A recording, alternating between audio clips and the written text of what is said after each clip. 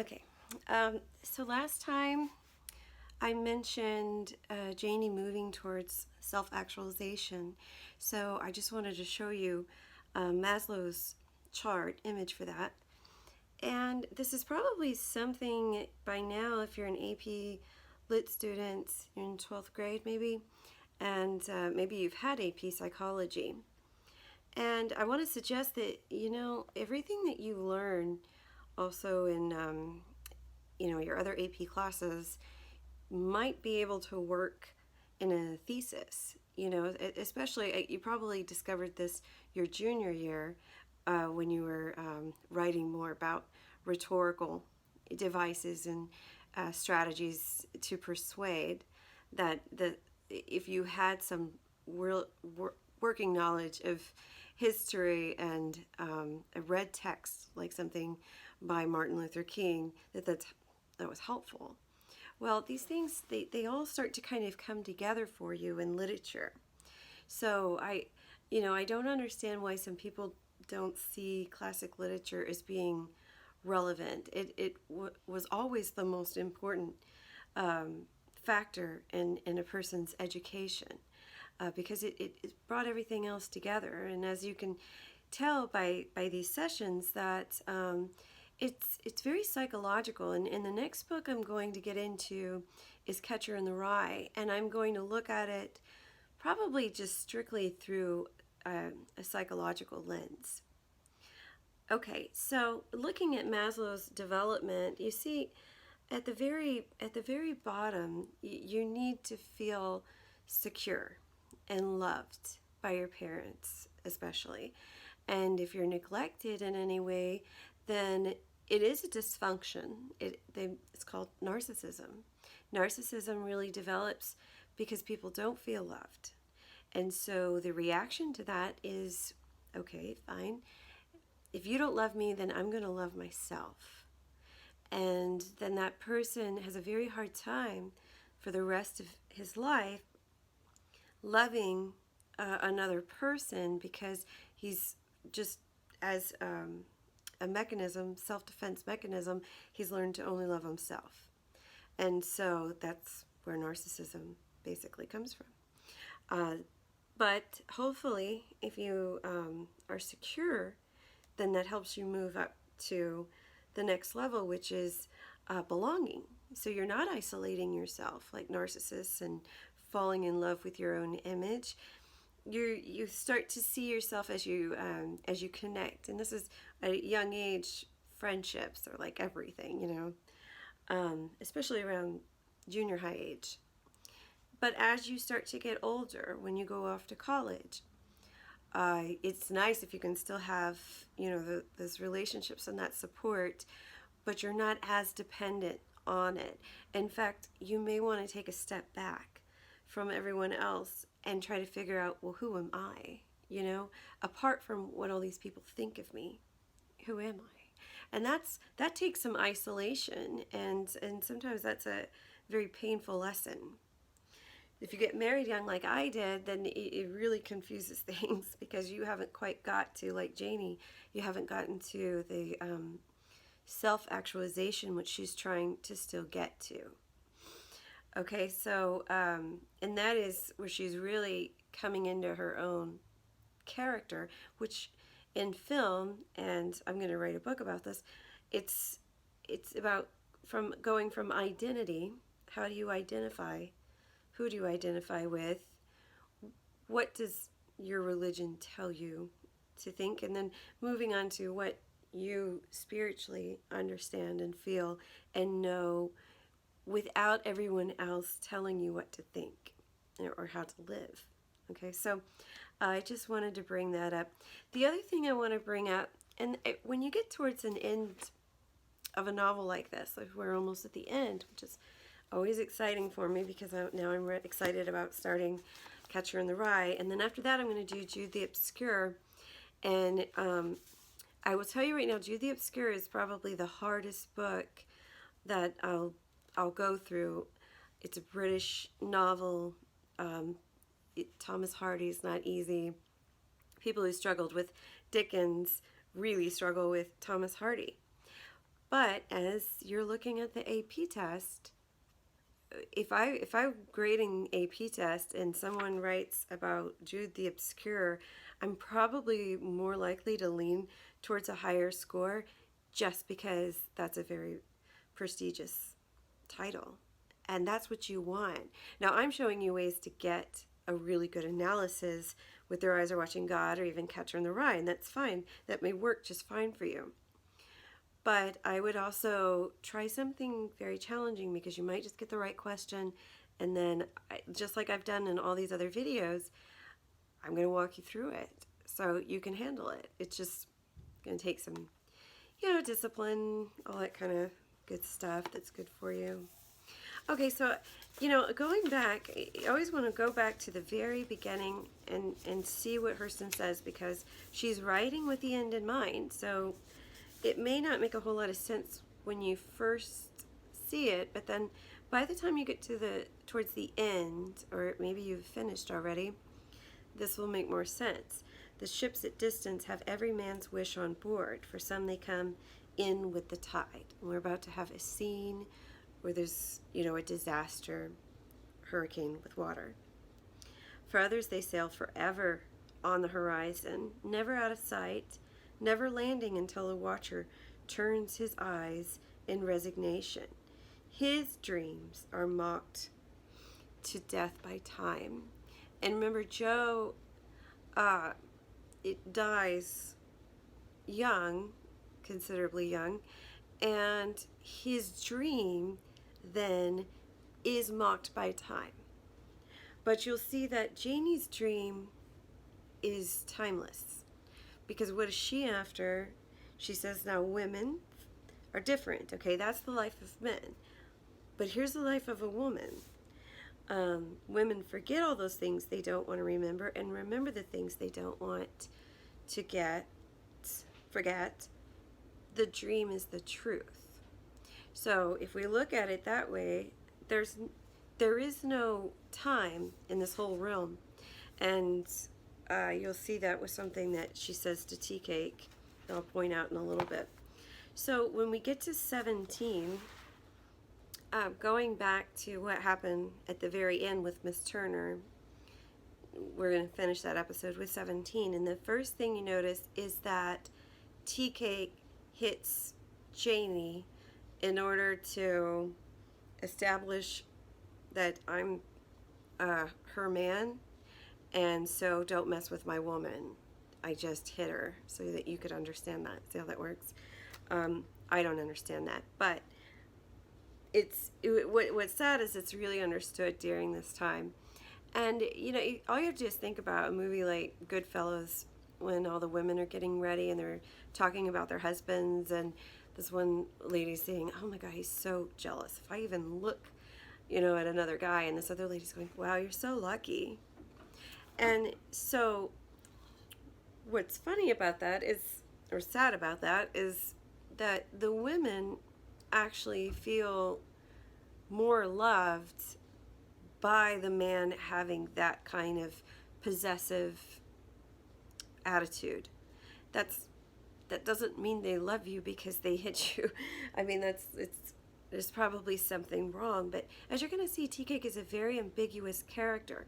Sometimes he does things that are very heroic, and then sometimes he just blows it.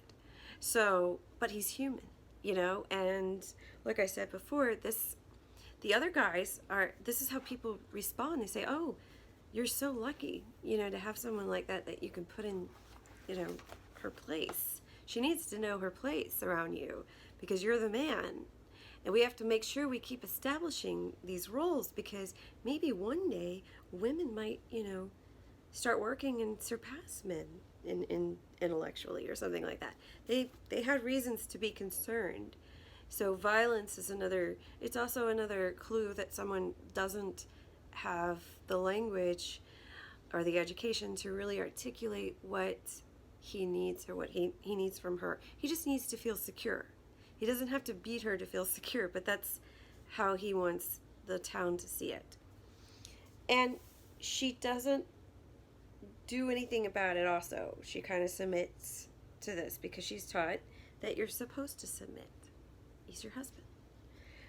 Okay, so then an interesting thing happens though. He cannot stand Mrs. Turner. And, it's Mrs. Turner who makes him nervous because he's going to bring her brother in and try to hook him up with Janie. So there's a scene at the restaurant that gets out of hand. A couple of guys are drunk, they're making a scene, and Tea Cake tries to stop it.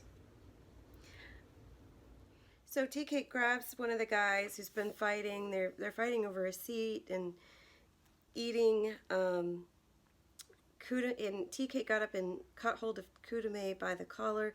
Look here, y'all. Y'all don't come in here and raise no disturbance in this place. Miss Turner is too nice of a woman for that. In fact, she's more nicer than anybody else on the muck.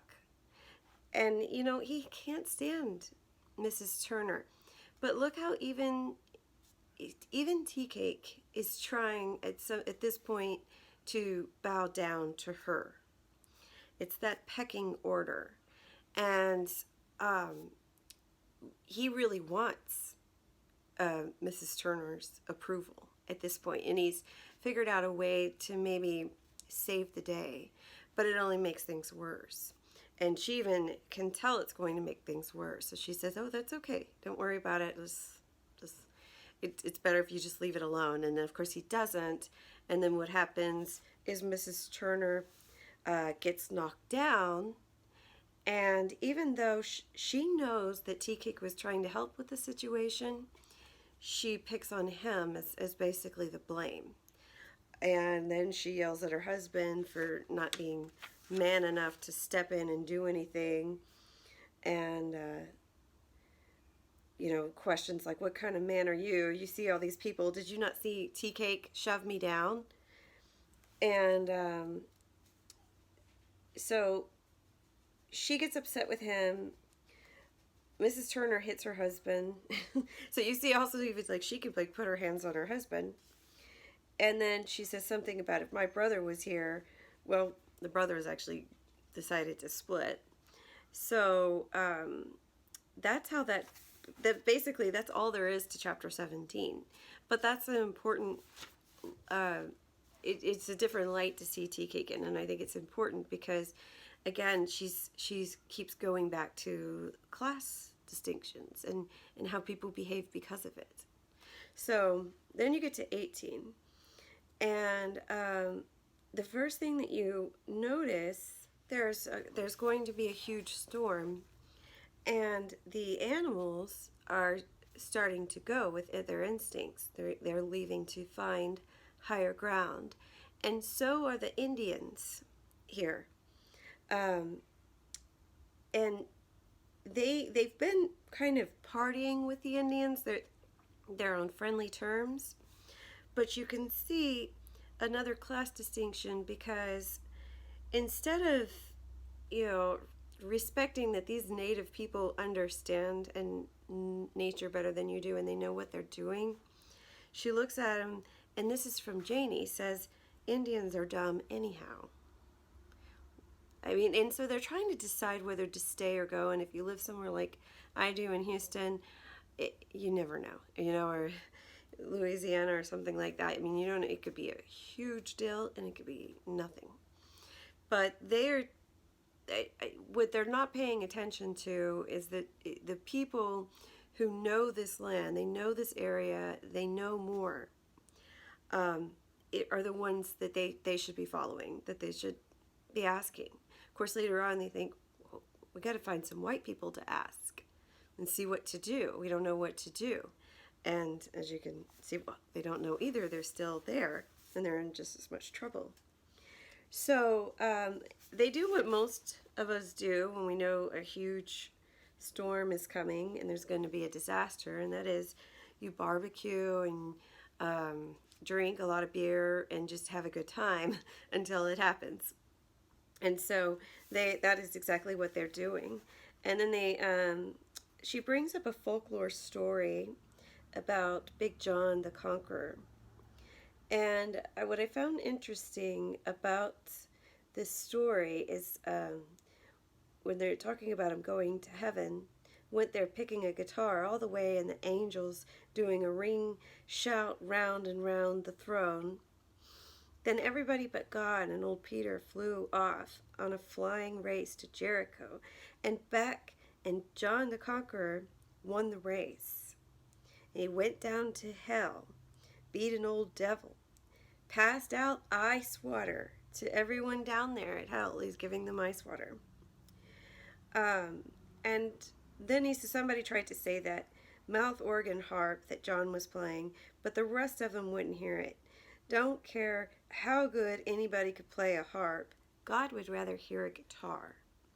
So there's a couple of things. One is that these folklore, legendary stories, they have the myths share a lot of similar things that happen with Christianity. Jesus going down to Hades. He has to go and he has to fight the devil. Kind of humorously, he's giving the people in hell ice water. And but then they don't like this image of the harp. I mean, this is not my God. My God would prefer a guitar. So it's kind of mixing desire and imagination, and then a little bit of the myth, and that's how you decide basically on how you're going to view your religion. This is what the Puritans did. A lot of it came out of their own imagination about, well, God doesn't really care if you fast, for instance, because if you have to fast, then that means Jesus isn't with you. So people stop fasting. Once they used to always fast, and then they accept another idea, and eventually it breaks off, right? So anyways, I just wanted to point that out. And then as the storm is getting really bad, there's a guy named Motorboat who's staying with them, and they're starting to realize that they're going to be in a catch-22. Are we going to stay, or are we going to try to take our chances and leave? And they decide to leave, but they I'll just read this part. They huddle closer and stare at the door. They didn't use another part of their bodies. They didn't look at anything but the door. The time was past for asking the white folks what to look for through that door. Six eyes were questioning God. And by the next page, she gets back to the title. But before that, Tea Cake says, I bet you wish you never came here, right? And this is what I mean by time being kind of timeless with the truth being the dream. She says, we've been together around 2 years. If you can see the light at daybreak, you don't care if you die at dusk. And then she said, it's so many people never see the light at all. I was fumbling around and God opened the door. So what she's saying is, I've already had everything that I could ask for in this life. Certainly wouldn't be saying this to Joe, just a few months earlier. So, but it's interesting that what difference does it make if we die today, tomorrow? I saw daylight, just like in the future I'll see it, and it'll just keep going, and everyone is going to die. That's inevitable. So for her, it's what difference does it make if it's today or if it's 20 years from now? And that's kind of a very meditative sense of time, because I think what scares people about people dying young is they think they haven't had enough time here on earth. And a lot of times, the latter years are just suffering anyway, so whatever. But so she's not afraid of that. What she's interested in is the truth. So then you go back to the title when the wind comes in and their eyes are straining against the crude walls, and their souls asking if he, capital H, meant to measure their puny might against his. They seemed to be staring at the dark, but their eyes were watching God. Now, I bet the first time you saw the title, you probably never imagined that this is where it's going to come from, that this is going to be even the kind of story that you've seen, which you think would be a religious one because of God being in the title, and it usually doesn't work out that way. But at this point, you can understand exactly what she means by their eyes were watching God. And it's more of a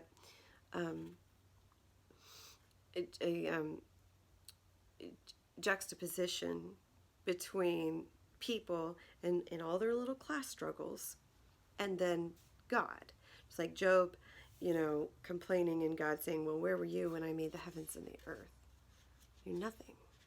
And one thing I forgot to mention, and that is the element of naturalism. When Mrs. Turner can't have any more, well, she's like all of her children have died, none of them made it, and the husband says something about it exhausted nature, took nature to its exhaustion. That's kind of a naturalism approach to her trying to create something that it's not going to happen for whatever reason. It's just she can't fight that. And I really will talk about this more in my Jude the Obscure course, because it becomes a very powerful just confrontation with the nature of things and why nature's cruel. And I keep mentioning that poem, that Tennyson poem, but he says, so I'll just show you and I'll read it. So careful of the tight, but no, from scraped cliff and quarried stone, she cries, 1,000 types are gone.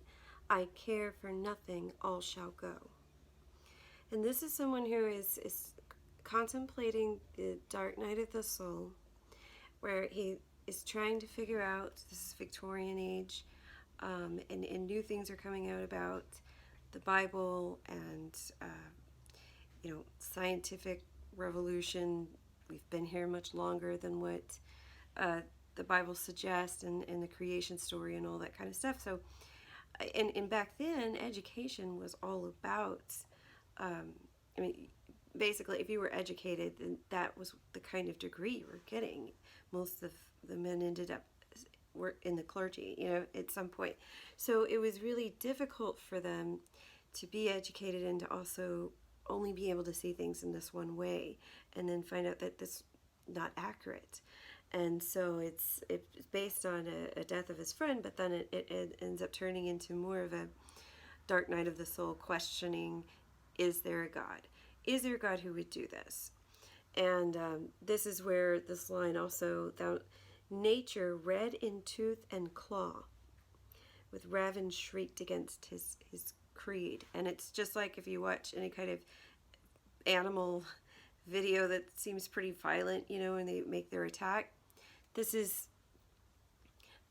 that's naturalism. This is the way it is, a dog eat dog world. And there's also a poem by William Blake, which you may have heard of, like The Tiger and the Lamb, and he has, they're side by side, and this is Songs of Innocence is in the Lamb, and then Songs of Experience is the tiger. And so the tone is like, little lamb, does God know who made thee? And it's very sweet, but and you contrast that with the tiger and its fearful symmetry. Did the same God who made the lamb also make the tiger? And it just, kind of questions, like, what people are always using the argument of what kind of God would do this, and what kind of God would allow this to happen, as if it's like, we should be living in a utopia. And it's, if you could comprehend the mind of God, then he wouldn't be God. So we don't know. We can't make it up like we do know. But that element is definitely here in Hurston's book, as well, as they are standing, not knowing what God is going to do. And they realize, it doesn't matter. He's not going to really pick and choose who gets to stay. It's basically kind of random and luck. So, for instance, Motorboat decides to stay and ends up being perfectly fine. You think that that's going to foreshadow that he's definitely going to die, but in the end, he sleeps through the whole thing. Nothing happens to him. And notice his name, Motorboat. He just floats and kind of floats through life without panicking. So she may be trying to say something about that too. But also, she was in a hurricane in the Bahamas. So, and she and whoever she was with almost died. And she, I guess, is the one that got them, told them we need to get out. And then after that, the house crumbled. But at any rate, so they are, they finally get to the point where they have to get out. And so just as they're always using kind of symbolic language, Tea Cake says the lake is coming, as if it's standing up and headed towards them. And that's kind of the power of this storm. And here they are up against it. And they're absolutely nothing compared to this water. Forget just the whole world, but just this right here can drown them in a second. So, of course, they're exhausted. They have to make a run for it. Then they have to swim. And then she makes this point about everybody, where they get to the highland, but all the white people had gotten there, so therefore there was no more room. Kind of reminds me of the Titanic story. And at the very end, it's very sad because you see all the lower class people don't even bother to try to leave. And some mother's like reading to her child or praying or whatever. And they just know they don't have that class distinction still works. But anyhow, so you have the white people who climb up the high sides, down the other, and there's nowhere for them to go. They pass a dead man in a sitting position on a hammock, entirely surrounded by wild animals and snakes. Common danger made common friends. Nothing sought a conquest over the other. So this storm is like the great equalizer, and even between man and animal. In fact, this is what really goes wrong is not the water. It's this dog that bites Tea Cake. He goes after Janie, and Janie, it's this Ravi dog is on sitting on a cow, and she's hanging onto the cow's tail, and that dog is about to jump and bite her, and Tea Cake takes her place. And so, just a while back, he beat her, and now he's saving her life. So there are so many redeeming qualities about Tea Cake, and he really is just also kind of just a man of his time, as far as his flaws go. So he gets rabies, which you find out a little bit later. But the aftermath, also, when I think about Richard Wright saying that she didn't, have a thought or theme or anything about race relations, he must not have read this, because it's very clear, especially when they have to bury the bodies. And notice they have to examine the bodies to make sure that they don't bury any of the black folks with the white folks. And again, TK comes up with some, smart remark with, you would think that God didn't know anything about Jim Crow. And of course, it doesn't make a difference when you're talking about God.